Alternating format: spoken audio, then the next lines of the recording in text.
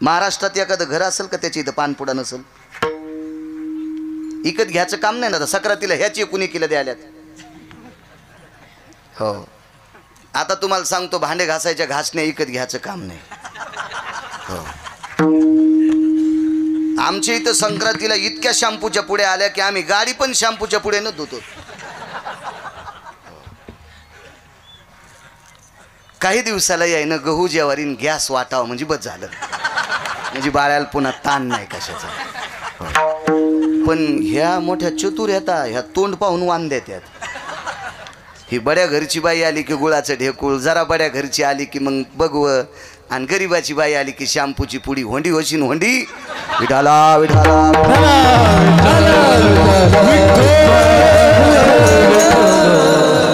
पंक्तीत आणि वानात. वान म्हणजे दान.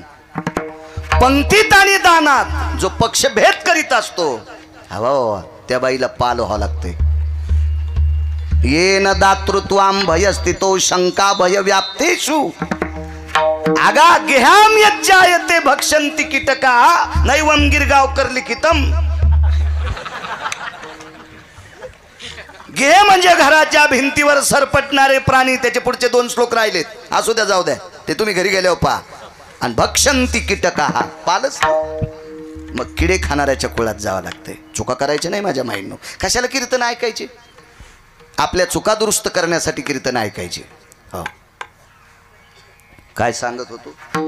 सुख सुख कन्या होत्या हो, खाला कन्या. पानपुड्याचा विषय सांगत होतो.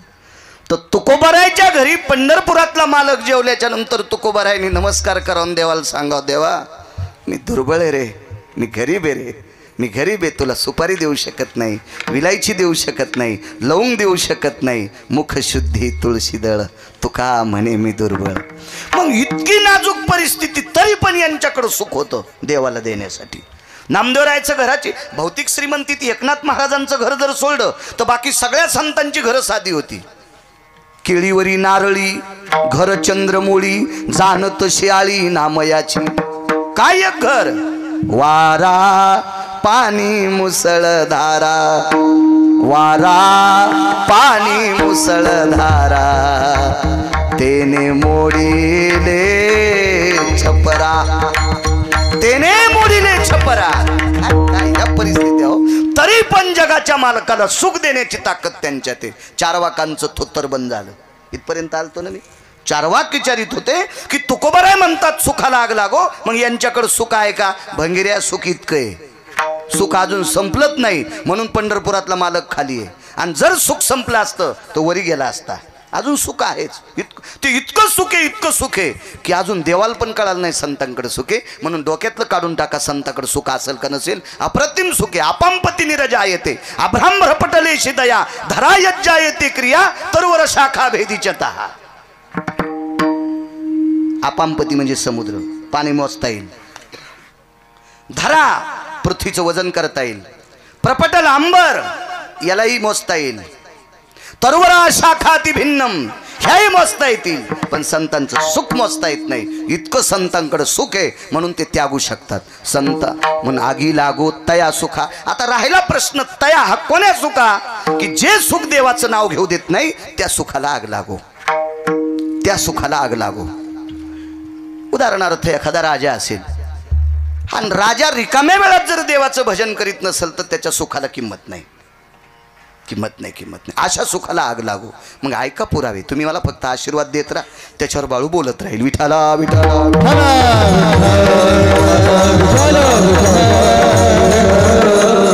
एक माणूस म्हणला काय सांगायचं महाराज, लग्नाच्या आधी बऱ्यापैकी सुख होतं, पण काय झालं लग्न झाल्यापासून फार आणा पाठीमागे लागला महाराज. काही सप्त्याला येणं होत नाही, तुम्हाला फोन करणं होत नाही, काहीच नाही. काय महाराज लय ताण लय व्याप, काय सांगायचं. त्या 7-8 म्हशी 9-10 गाई, ते दूध नेणं पेंड आणणं, ते पैसे. अहो महाराज बँकेत टाकायला वेळ नाही. अरे बापरे, रावणाचा चुलताच आहे. कोणाला सांगायला? गिरगावच्या बाळ्याला.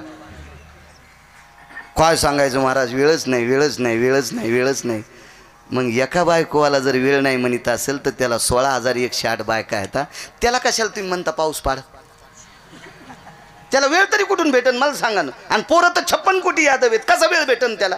अशी थोडीशी कल्पना केली पाहिजे ना. सगळे बोटं दुसऱ्याकडेच नाही दाखवली पाहिजे. कधी एखादा आपल्या बी डोळ्यात घेतलं पाहिजे ना.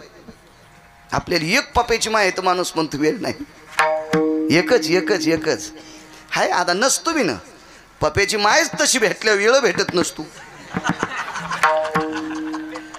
मी एकदा घोडी घेतली आणि तुम्हाला माहिती नसतर तुम्हालाही माहिती. घोडी मला नाद होता रे. ए बद्री घोडी कोणाला बरमुडे घे काही घे, आपण घोडीच घेतली. दुसरा नाद नाही काय. घोडी घेतली.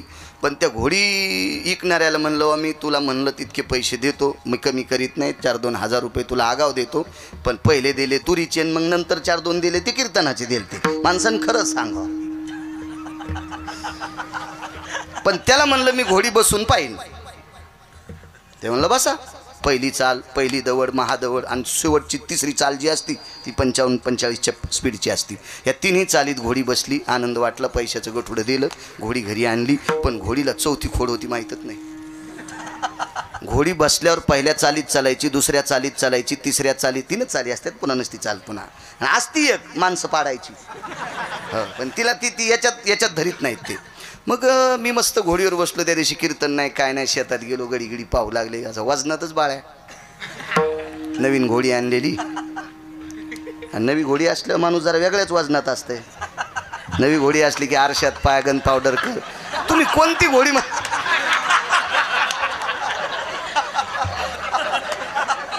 ए बद्री तू गैरसमज करून घेऊ नको रे.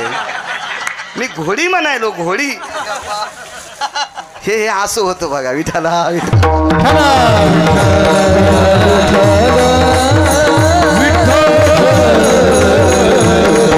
बसलो घोडीवर.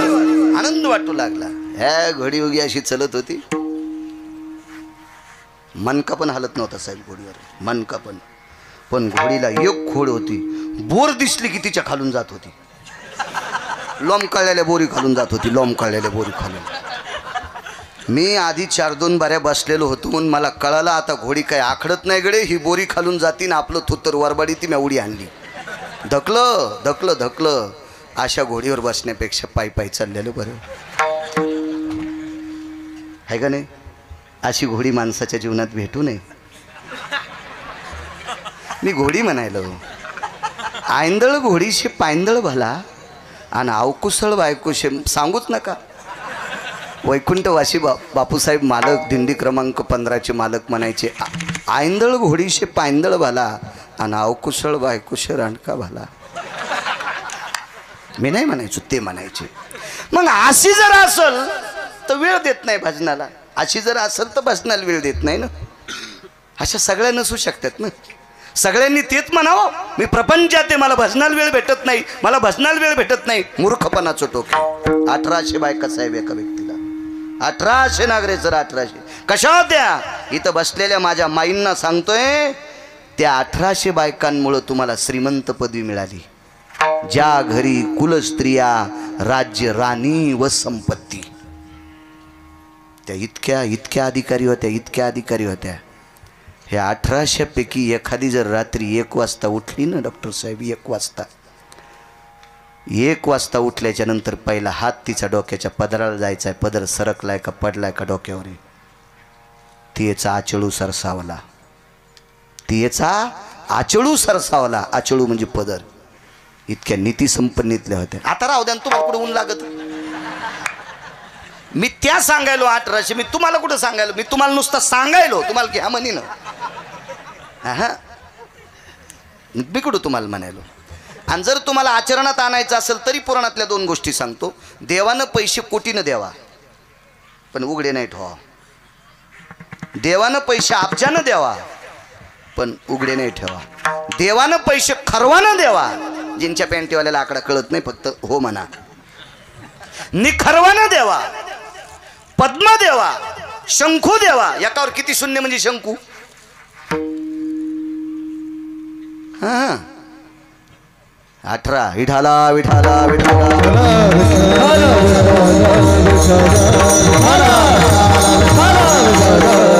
इतके पैसे द्यावा पण डायरीच्या पुढून नाही ठेवा.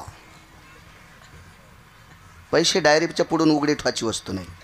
लक्ष्मी झाकलेली असावा एक देशायाम भारतेषु अंगनास्तताम सर्व कायाम अंबरेषु यत्पुनिता दर्शायाम मात्रेषु स्थिता. जाबाली नावाच्या साधूचं वाक्य. रमा म्हणजे पैसे झाकलेले असावा. देशायाम भारतेषु कामिना म्हणजे स्त्री. अंगा कायान्वरधेषु अंबरा. काया म्हणजे शरीर आणि अंबर म्हणजे वस्त्र. सगळं अंग झाकलेली स्त्री असली की तिला नमस्कार जगदंबा म्हणून करत जावा. पैसे झाकलेले असावा आणि या देशाच्या स्त्रीनं जास्तीत जास्त अंग झाकलेला असावा. हा वारकरी संप्रदायाची, पुराणाची, वेदाची, शास्त्राची, ऋषीची, मुनींची मनोगतातली गोडशी कल्पना. विठाला विठाला.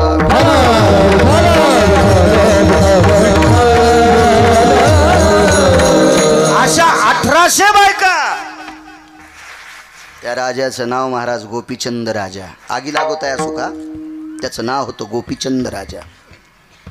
गोपीचंदाला मुलगा झाला मुक्तचंद. आईचं नाव मैनावती. आगी लागवत आहे असो का सांगते काय मालकांचा अभंग आहे. 1800 बायकापैकी रोज 300 बायका आंघोळ घालीत होत्या. मी काय तिथला सरपंच नव्हतो असं पुराण सांगते. पहावे पुराणी विचारोनी पुराण सांगते. रोज 300 बायका. सनई, चौघडा, सूर, बावनिया चंदनाचा चौरंग, सोन्याच्या फिरक्या, हत्तीच्या दाताचे पाय चौरंगाला. एवढं वैभव होतं त्याचं. त्याचं नाव होतं गोपीचंद. त्रिलोचन राजाचा पुत्र. बापाचं नाव त्रिलोचन, मुलाचं नाव गोपीचंद, त्रिलोचनाच्या नातवाचं नाव मुक्तचंद. त्याच्या पुढचं ऐकायचं का, पण हेच 3 ध्यानात धरा. बस झालं. जास्त गोळ्या घेतल्यावर मला वाटतं रिॲक्शन येत आहे ना, त्याच्यामुळे बस झाले 3. त्याच्या पुढचं पुन्हा कधी पाहू. असा हा गोपीचंद. पण त्रिलोचन नावाचा राजा निघाला. एके दिवशी गोपीचंदाचं स्नान चालू आहे. आई गोपुरावर होती. गोपूर म्हणजे माडीची पडवी, ज्याला आपण सायवन म्हणतो. खालचं वरचं जेवढे मजले असतील तेवढे. आपल्या आताच्या भाषेमध्ये पोर्च म्हणावं लागेल. पोर्च. पडवीत होते, पुढच्या सायवानात होते. आणि वरून चौकात आपल्या मुलाचं स्नान आई पाहत होती. सुरसनई चौघडा वाजत होता. काही पत्न्या पाणी घालीत होत्या, काहींनी उठणं लावलेलं होतं. काय काय वैभव. या विश्वात संसारात फक्त 9 लोकांचं वर्णन केले, त्याच्यापैकी एक रावण आहे. आणि 1 नंबरला संसारात सुख कोणी भोगलं असेल तर त्याचं नाव आहे राजा भरत. त्याचं नाव आहे राजा भरत. याच्या भौतिक श्रीमंतीचं वर्णन पैठणच्या मालकांनी गोडसं सुंदर केलंय. कधी जर वेळ भेटला, रिकामा वेळ, तर भंगिऱ्याला चाटिंग करण्यापेक्षा चांगल्या माणसांच्या वया वाची जा. देव तुमचं खूप चांगलं करीन. विठाला विठाला.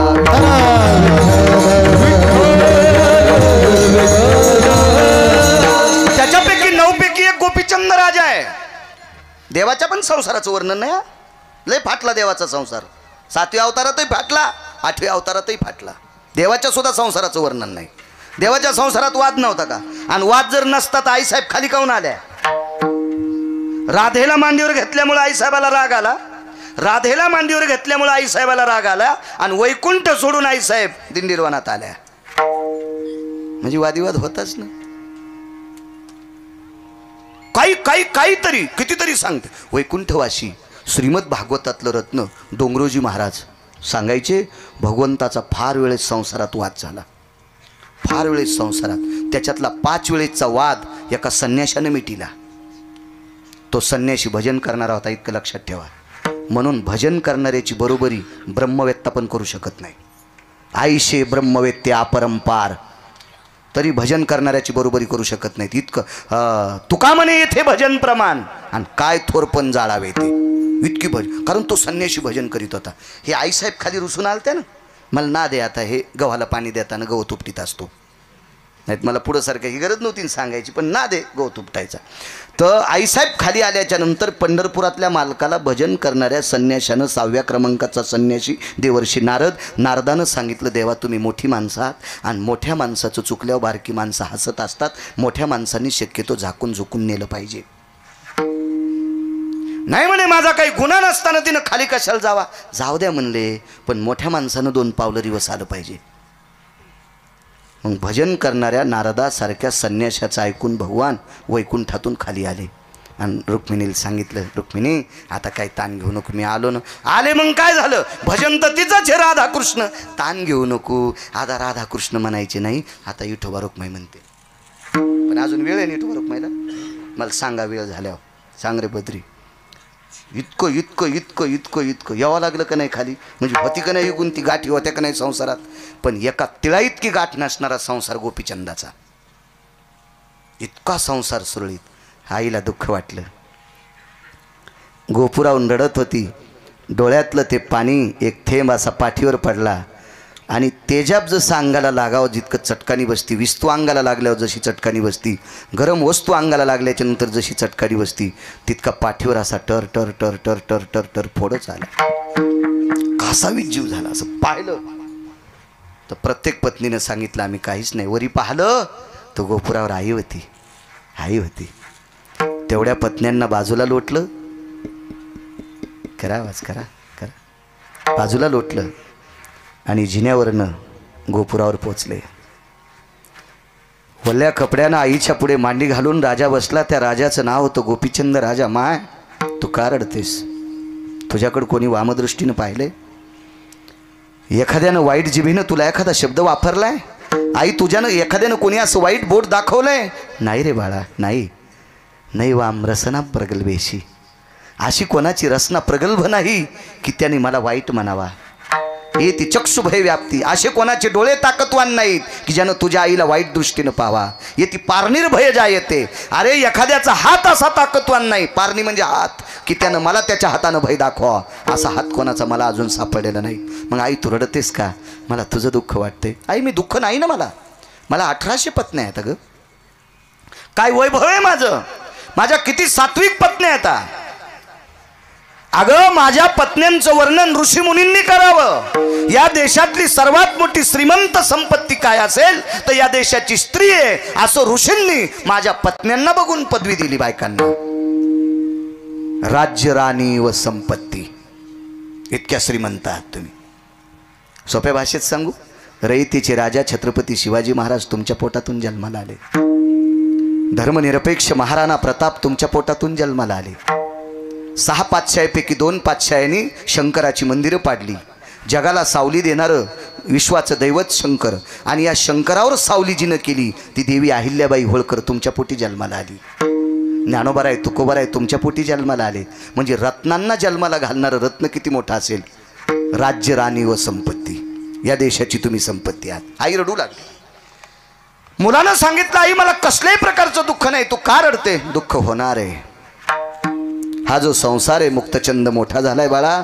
हे 300-300 पत्न्या तुला स्नान घालतात, तुझे 2-4 तास याच्यात जातात. याच्यातून आटपलं की तुला जेवायला आहे, तुला नाना प्रकारच्या सोन्याच्या तपकात विडा येतो, तो विडा घेतो, तो विडा खाऊपर्यंत तू इथं थांबतो. आटपल्याच्या नंतर दरबारात जातो. दरबारात नाना प्रकारच्या निष्ठ अनिष्ट म्हणजे चांगल्या वाईट, राजाकडे चांगली लोक येत असतात आणि वाईटही लोक येत असतात. या सगळ्या गोष्टीची चर्या हे करत असताना याच्यात तुझा बराचसा काळ गेला. आणि हा काळातून बाजूला सरकल्याच्या नंतर तुझ्या डोक्यावर ताण येतो. 1-2 तास त्या ताणासाठी तू अलिप्त असतो. कुठेतरी आटपल्याच्या नंतर रात्रीचं भोजन करतो. रात्रीचं भोजन आटपल्याच्या नंतर पुन्हा तुला निद्रा सदवत असते. भजनासाठी तुझ्याकडे उरलंय काय बाळा. हे किती दिवस करायचंय, किती दिवस किती दिवस. कमरेला फक्त कपडा होता, अंग सगळं उघडं होतं. तोही कपडा वल्ला होता. आणि त्या अवस्थेत आईनं उपदेश केला, आणि बाळा आता पुरे झालंय तुझं, पुरे झालंय. तू मोठ्या आनंदानं देवाला सांगशील, मला एवढ्या बायका होत्या, माझ्याकडे एवढी संपत्ती होती, या सगळ्या गोष्टी होत्या. बाळा तू लहान होतास रे, तू लहान होतास बाळा. ह्या उघड्या डोळ्याने तुला राज्य कमवणारा गाडीभर सरपणा जळून गेलाय. माझी या डोळ्याने पाहिली दीपवाळी, आता पेटवा होळी माये बापा. शेवटची होळी मी तुझ्या बाबाची पाहिली. अरे हर लाकडासारखी जळाली, अंगावरची रोम गवतासारखी जळाली. याच गोपुरातून नशानभूमी दिसते रे, आणि याच गोपुरातून तुझ्या बाबाच्या शरीराला लागलेला अग्नी मी माझ्या डोळ्यांनी पाहिला. बघ डोळ्यात बघ, हे डोळे साक्षीला आहेत रे, तुझ्या आईचे डोळे आहेत रे राजा. बाळा तुझ्या आईचे डोळे आहेत. तू जर यमाला सांगशील, देवाला सांगशील मी ऐश्वर्य भोगलं, यम तुला मारल बरं बाळा, यम तुला मारल. यमाला दया नाही, नाही त्या यमाशी करुणा. मारी ती झोडी ती तोडी ती निष्ठूर. यमाला दयामया नसती रे बाळा. तो म्हणणार नाही हा राजा होता, तो म्हणणार नाही हा भिकारी होता, तो म्हणणार नाही हा कीर्तनकार होता, तो म्हणणार नाही हा मृदंगाचार्य होता, तो म्हणणार नाही हा भजन्या होता. चुका केल्यावर रट्टे हाणतूच यम. भेणार नाही, भेणार नाही, भेणार नाही.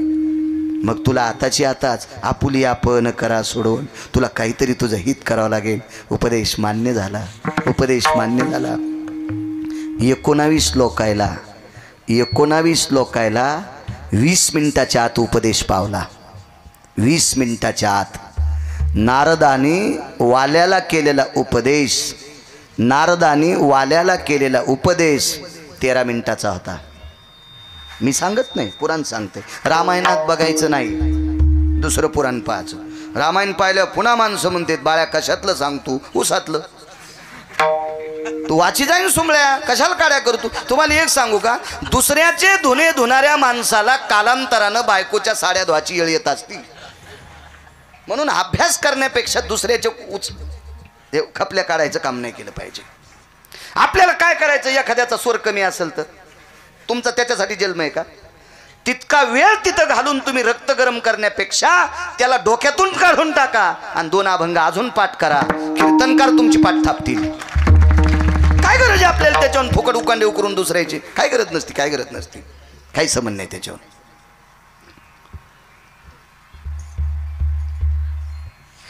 12 मिनिटात बायकोनं नवऱ्याला उपदेश केला आणि त्या दिवशी बायको सोडून दिली. बायकोचं नाव होतं रत्नमाला. आणि 12 मिनिटात उपदेश ज्या नवऱ्याला केले तो नवरा इतका मोठा आहे. त्याच महात्म्याने केलेलं रामायण काल पाचपोर बाबा सांगत होते.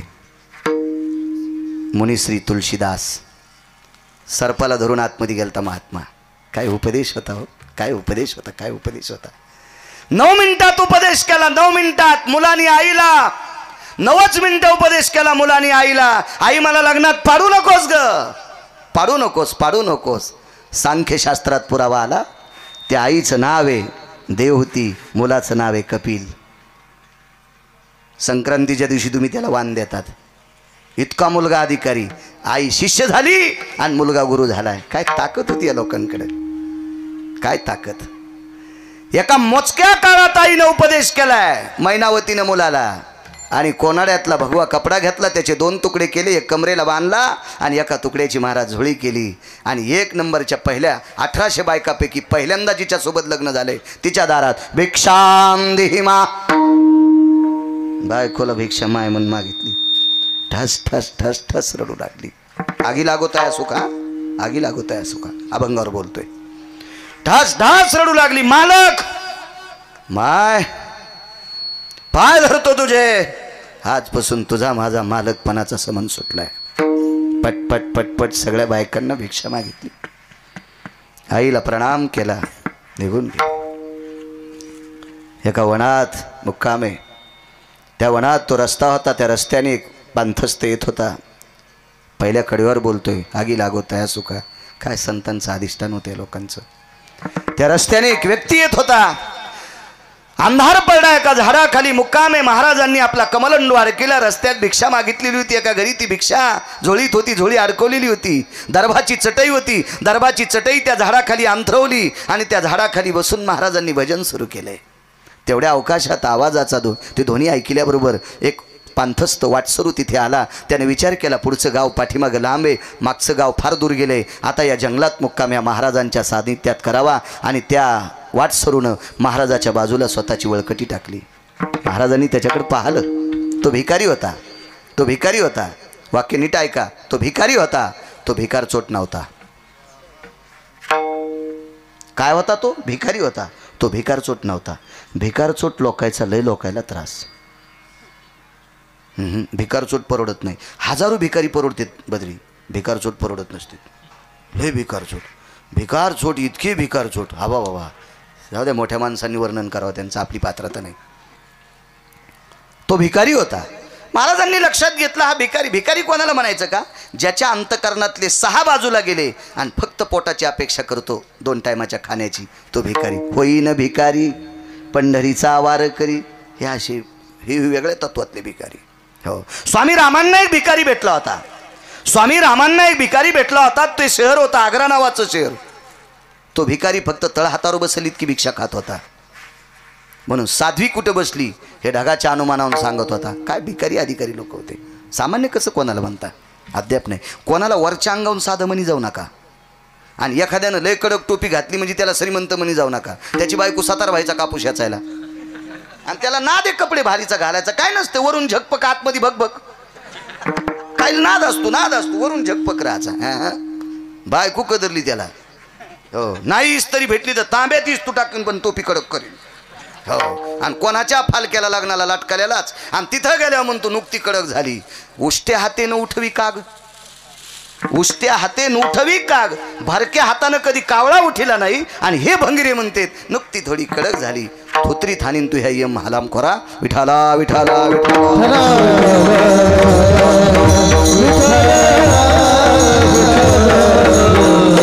निष्पाप अंतकरणाचा भिकारी. कळेल तुम्हाला तो भिकारी कळेल. महाराजांनी भजन सुरू केल्याच्या नंतर भिकारी भजन म्हणत होता. भजन आटपल्याच्या नंतर भिकाऱ्याकडे भिक्षा नव्हती, महाराजाकडे भिक्षा होती. महाराजांनी कमलंडू खाली घेतला. कमलंडूत पाणी होतं आणि झोळी खाली घेतल्यावर झोळी अशी पसरवली. झोळीत 1-2 भाकरी होत्या. आवाज दिला. दादा बाबा काका काय म्हणले असतील. अरे बाळा जेवतोस. ओठावून जीभ फिरवत होता. शुद्धीनं व्याकुळ झालेला होता. महाराजांनी स्वतःच्या झोळीतली 1 भाकरी आणि भाजी देऊन टाकली. भिकारी तृप्त झाला. महाराजांनी भजन अगोदरच केलं. अंग टाकलं आपल्या दरबाच्या चटईवर. भिकाऱ्याच्या लक्षात आलं अशा भयावह जंगलामध्ये ज्या साधूनं आपल्याला भिक्षा दिली, ज्या आपल्या जेवणाची तृप्तता झाली, त्या साधूच्या उपकारातून कसं उत्तीर्ण व्हावा म्हणून भिकाऱ्यानं साधूचे पाय दाबायला सुरुवात केली. लक्षात घ्या भिकारी किती गोड होता. किती गोड होता भिकारी. किती गोड होता. किती गोड होता. हो, आपण कसे भिकारी आहेत माहिती आहे. एखाद्याच्या विहिरीवर लव्हट असावा, त्याच्या विहिरीवरलं पाणी काढून पाणी प्यावा आणि तहान भागल्याच्या नंतर लव्हटन दोरी विहिरीत टाकून द्यावा. कसे भिकारी आहेत आपण. देवाला पण कळणार नाही या भडव्याला कोण्या नरकात टाकावा. असले भिकारी आहेत आपण. असले भिकारी आहेत. वा वा वा वा काय भिकारी आहेत आपण. तपासलं पाहिजे आपल्यातला भिकारीपणा किती वाईट येतं. इतका जरी कळाला तरी बस झालं. विटेवरच्या मालकाला आवडेल आपण इतके जरी चांगुलपणात वागलो तर. भिकाऱ्याने हातपाय दाबले. महाराजांनी सांगितलं नको रे नको. मनातली मनात म्हणले अरे या भोगासाठी तर संन्यासी झालोय. हे भोग मला बेजार करीत होते याच्याकरता संन्यासी झालोय. आंघोळीला 300 असतील, त्या आरती वारा घालायला किती बायका असतील. किती लालन पालन असेल त्याचं, किती वैभव असेल. आपल्याला एकच आहेत माणूस म्हणलं ते ऐकतो. संक्रांतीला 15,000ची साडी आणली पप्याच्या बापानं. तर पप्याची माय थोडी उचकानी होती. हा नाही भेटावं बरं. उचकानी कोणाला भेटू नये रे बापा. देवा वैऱ्याला भेटू नये. नाही नाही उचकानीचं लय अवघड असतं. मी नाही सांगत. कर्कशे संगती दुःख उदंड फजिती देऊतले मालक सांगतात. आणि 15,000ची साडी आणल्या पप्याच्या माईने किती खुश व्हा. अशा दुष्काळात सोयाबीनचा उतार कमी आला. कशालाच उतार व्यवस्थित नाही ना. आणि हरभऱ्याला याचं तर त्याची चिटकलं मागच्या गारानं पावसानं. काही उरमलं काही जळालं काही आता. आणि मग ते घडमोड केली की सगळं कुठंच होत असतो ना. ते इतकं सोपं नाही ना. मग अशा काळात 15,000ची साडी आणल्या पप्याची माईने किती खुश व्हावं. पण पप्याची माई वचाबाईकडे गेली आणि वचाबाईला दाखिली. वचाबाईल म्हणली बाई आमच्या पप्याच्या बापाने मला 15,000ची साडी. वची अशीच होती. वची म्हणली माय कसं सुत कसं सतरंजीवानीच आहे. पप्याच्या माईचं तोंड जसं मांजरीनं वर खांडलंय. आणि पुन्हा म्हणले बद्री तुला इतका कसं रे. संसारातल्या गप्पा हाणल्यावर खसखस पिकल्यावर पिकायली होत त्याची. कसं रे कसं बद्री. याला बैठकीत घेऊ बरं गेल्यावर.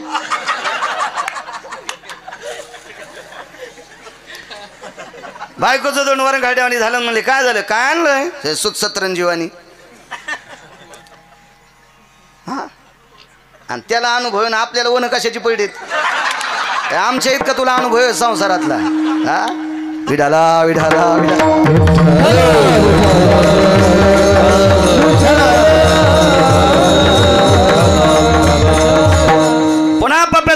दुकानावर 20,000ची साडी आणली. न्यासावक नाही पप्याच्या माईनं. कस्तुराबाईला दाखिली. कस्तुराबाई म्हणली माय सूत बरं आहे ग पण कलर कसा बाजावाल्यावानीच आहे. बाई बाई बाई बाई बाई बाई वर खणलं तोंड. पुन्हा आला दुकानात. 25,000ची साडी घेतली. मंजुळाबाईकडे गेली तर मंजुळाबाईला एकच गुलूप होतं. तुम्हाला गुलूप नाही कळालं?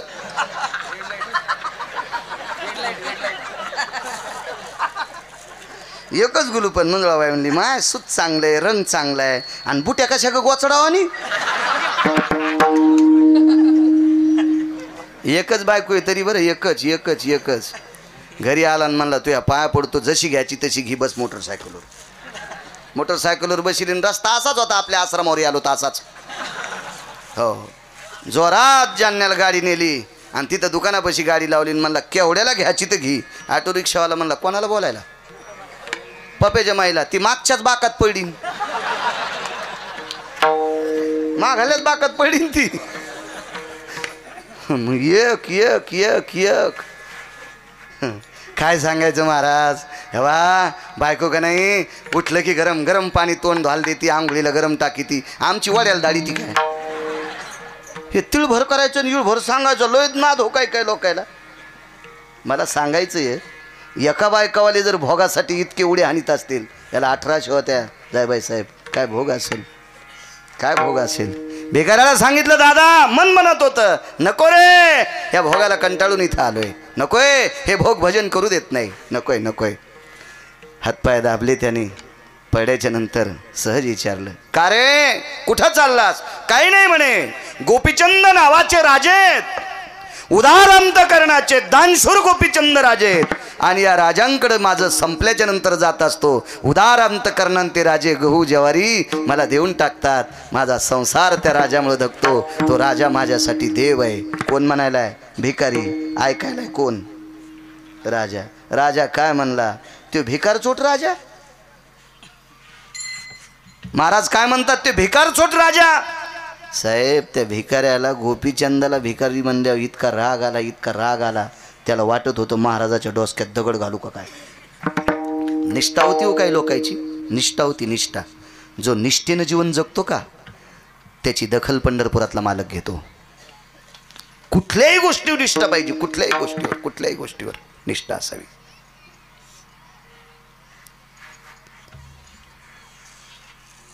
मागे एकदा आपण साहेबांचे काका जात राहिले त्यावेळेला गेलतो. त्यांच्या मनानं ते हॉस्पिटलकडे निघाले. आपल्यालाही आवडलं. त्यांना मी म्हणलं तुमचे काका गेले. तुम्ही जर आता 13 दिवस हॉस्पिटल बंद केलं तर तुम्हाला पुण्य नाही लागणार. रात्री बेरात्री जर एखादा पेशंट आला आणि तुम्ही त्याला तपासलं आणि त्याला गोळ्या दिल्या आणि त्याच्या वेदनातून जर तो मुक्त झाला तर तुमच्या काकांना ती श्रद्धांजली असेल. ती श्रद्धांजली असेल. ती विटेवरच्या मालकाची वारी केल्याचं पुण्य प्राप्त होईल. ज्या त्या क्षेत्रात ज्या त्या माणसानं निष्ठा ठेवली पाहिजे. निष्ठा ठेवली पाहिजे. आपल्या परमार्थातल्या लोकांनी मृदंगाचार्यांनी गायकांनी गायक चुकून शब्द केला वारकऱ्यांनी आणि कीर्तनकारांनी भागवतकारांनी रामायणकारांनी निष्ठा ठेवली पाहिजे. निष्ठा कोण येते? ज्याचं त्याचं मन तपासीन पण निदान व्यसन केलं नाही पाहिजे. गुटखा नाही खाल्ला पाहिजे. तंबाखू खाल्ली नाही पाहिजे. सिगरेट वळली नाही पाहिजे. निदान इतकं तरी सांभाळलं पाहिजे. याचं कारण सांगू का? लोक आमच्या पाया पडतात हो.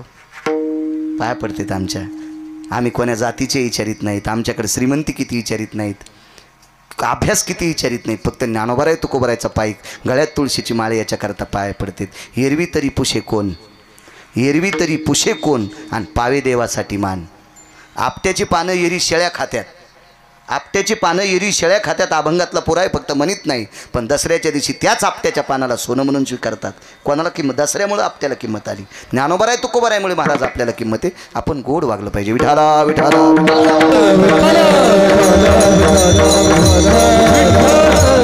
राग आला आणि पाया दाबणारा भिकारी महाराजाच्या विरोधात गेला. भिकाऱ्याने स्वतःची वळकट उचलली दुसऱ्या झाडाखाली टाकली. महाराजच होती त्याने त्याची वळकट उचलली त्याच्याजवळ. 1-2 बऱ्या झालं. भिकारी म्हणला महाराज मी मारीन बरं तुम्हाला. मी तुम्हाला मारीन. आतापर्यंत महाराज समजित होतो. भाकर दिली हातपाय दाबले. पण तुम्ही मी ज्या राजाला मानतो त्या राजाला तुम्ही नाव ठेवता. मला तुम्ही आवडत नाही. तुम्ही महाराज असो चुलीत गेले. काय गरज नाही मला तुमची. काही गरज नाही. महाराज त्या भिकाऱ्याचं गोपीचंदावरचं प्रेम पाहून गोपीचंदाचे झालेले महाराज यांचे डोळे रडत नव्हते, त्यांचं अंतःकरण रडत होतं. आणि महाराजांनी विचारलं, बाळा आणि गिळा म्हणूच नका म्हणे. तुम्ही आता लोक वरखंडे घालले ना, आता लोणी लावायलात का आम्हाला? अद्याप नाही म्हणले, बोलायचंच नाही. ऐक म्हणले, ज्या राजाला मी भिकारी म्हणलो आणि ज्याला तू राजा म्हणतोस तो भिकारी मी आहे. शेकोटी पेटवली. शेकोटीच्या प्रकाशामध्ये गोपीचंद महाराजांचा चेहरा पाहिला. भिकाऱ्याचं अंतःकरण रडत होतं. महाराज, तुम्ही सार्वभौम राजे होते. तुमचं राज्य कोण हरण केलंय? आपल्या 1200 पत्न्यांची काय अवस्था आहे? राजे, आपला मुक्तचंद नावाचा मुलगा काय करतोय? राजे, तुमच्या मातोश्री मैनावती काय करतात? राजाने स्वतःच्या कमरेच्या लंगोटीच्या कोपऱ्याने त्याचे डोळे पुसले आणि सांगितलं, दादा, माझ्या पत्न्या जशाला तशा होत्या आता आहेत. माझी आई आहे, मुलगा आहे, पण मी त्यांच्यात नाही. तुमची ही अवस्था कोणी केली? मीच केली. देवासाठी घेऊन जोग आणि अवघा भोग त्याजीला. मी देवासाठी जोग झालोय, गोसाई झालोय, देवासाठी अवघा भोग त्याजीला. का? ते भोग घेत असताना, ते सुख घेत असताना मला देवाचं नाव तोंडाला येत नव्हतं. म्हणून देवासाठी घेऊन जोग आणि अवघा भोग त्याजीला. म्हणून मालक पहिल्या कडव्यात म्हणतात,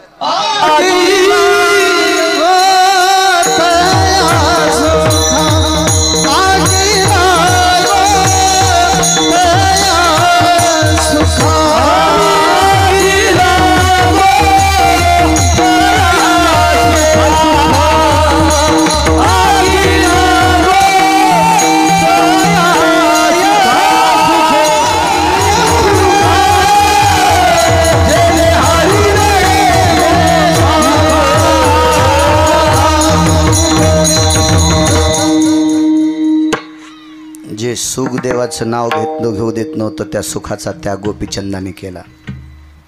बद्री 5 पर्यंत ना बदल. हा, मग मी त्याच्यामुळेच म्हणालो लवकर घ्या. तर कशाला पुढे वाढवा म्हणायला? मी तर आत्ता इठल करतो ना. याच्याकरता तोंडात हाणली होती 5 काऊन म्हणायला, म्हणून विठाला.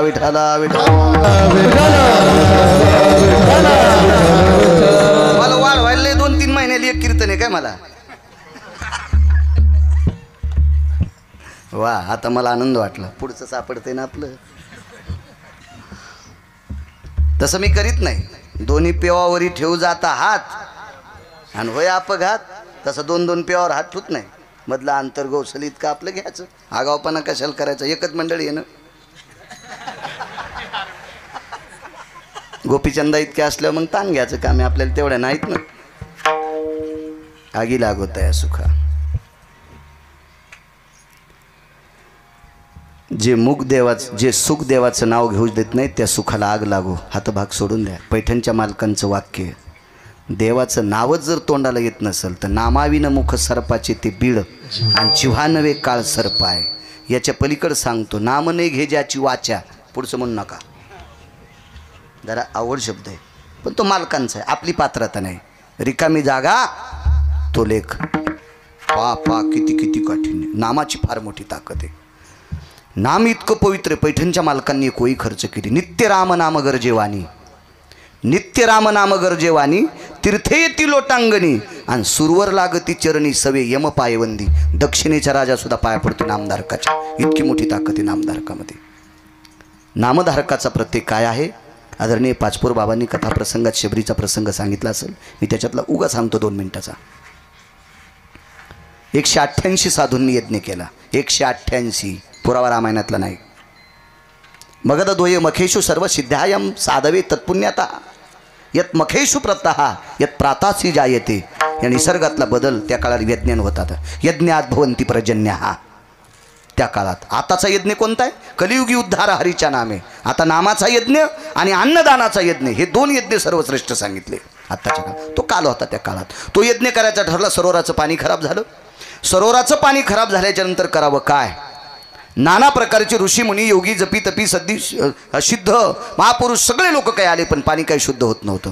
एका साधूने आक्षेप घेतला, असतेत काही काही, ते म्हणले इथे एक लाहुरं चित्र ससे धरणाराची पोरगी याच्यात आंघोळ करून गेली, याच्याकरता पाणी खराब झालं। एका साधूने सांगितलं ही गोष्ट चूक आहे, कोणावर असं म्हणत जाऊ नका, चुकीच्या गोष्टी आहेत, असं नाही म्हणायचं, नाही म्हणायचं। तुमचं सरोवर शुद्ध करण्यासाठी शबरी इथं आणणे गरजेचे आहे। आता शबरीच्या मागं 4-4 फूट दाढ्यावाले पळू लागले की ज्याच्या जटा शिष्यानं धरल्यात, ज्याच्या नखायच्या चुंबळी झाल्यात, हे शबरीला पाहण्यासाठी पळत होते आणि शबरी यायला पाहून लपत होती।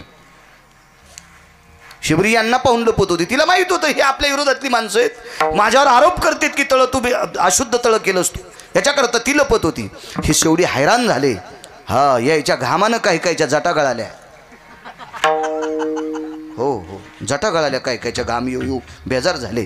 आणि मग एका साधूनं सांगितलं शबरी सापडत नाही का, पण शबरी पळालेली कोणाला दिसली, ते म्हणले आम्ही पाहिली हो, आकाशातली वीज लपावाय अशीच शबरी लपती म्हणले।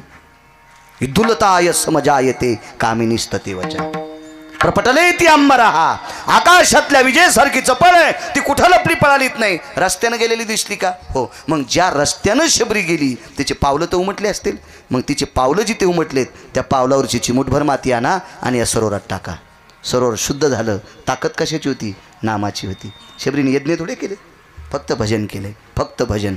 मग या नामस्मरणाच्या ताकदीनं ते शुद्ध होते। चोखोबारायांनी रामकृष्ण नामाच्या बळावर स्वर्गातलं अमृत शुद्ध केलं, अमरपुरीतलं इंद्राच्या ठिकाणचं अमृत शुद्ध केलं, इतकी मोठी ताकद आहे नामाची। म्हणून मालक म्हणतात देवा, ज्या सुखावर आरूढ असल्याच्या नंतर तुझं नाव येत नसेल त्या सुखाला आग लागो, माझं होतं का विपत्ती, अडचण आली तरी हरकत नाही, अडचण आली तरी हरकत नाही।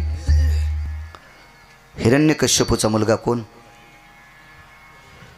भक्त प्रल्हाद, भक्त प्रल्हाद हा भजन करत होता म्हणून 11 प्रयोग केले याच्यावर, 11 भजन का करतोय, बापाला आवडत नव्हता, नाम घेऊन येती देवाचे, हे ब्रीद हिरण्यकश्यपूचे बापाला भजन करणारं पोरगा आवडत नव्हतं, त्याला संपवण्यासाठी कड्यावून टाकले, त्याला संपवण्यासाठी हत्तीला दारू पाजून त्याच्या खाली तुडवले, त्याला संपवण्यासाठी उकळत्या तेलात टाकले, त्याला संपवण्यासाठी वाटेल ते प्रयत्न केले, 10 त्याच्यानंतर बाप दमल्यावर त्याची बहीण चालू झाली,